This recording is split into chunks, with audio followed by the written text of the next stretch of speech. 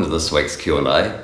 We've got a question from one of our Aussie expat viewers in the US this week, and his question is, what impact do you think the imminent federal election in the US is going to have on the cross rates, particularly the US dollar versus the Australian dollar?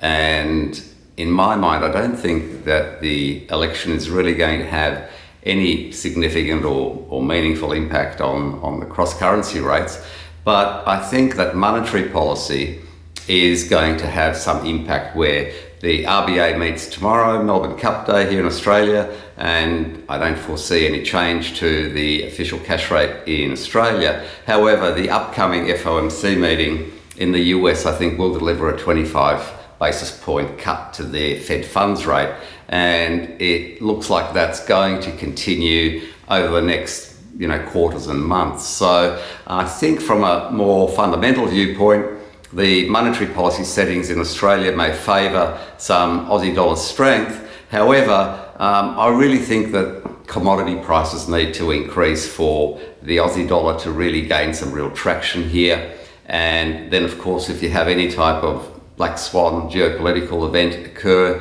that will always give the US dollar that flight to safety spike. So it's in some ways a little bit more of the same. And this year's trading range for the Aussie dollar versus the US dollar has been really probably less than half of the historical range. It's normally around 12 cents, and this year it's more around like 6 cents or less in terms of the range that the currency pair has been trading over the whole of the year, really.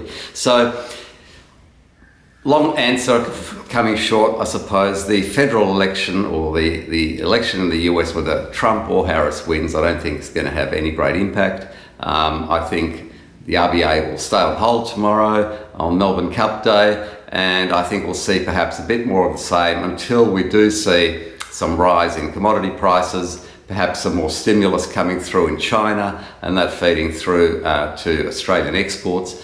But we'll just have to ride the tide, as it were. And if this expat viewer in the US is looking to perhaps buy something in Australia or move some money from US dollars to Aussie dollars, I think current levels are providing a pretty good sort of level for that. It's around the 65, 66 cent mark. So I think that gives you plenty of scope to make some good inroads in purchasing Australian property, for example. So look, if you found this of interest, please subscribe to our YouTube channel and click like.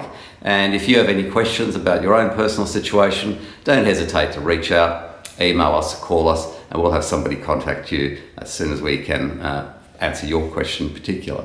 I'm Andrew Unterweger, and I'll see you at next week's Q&A.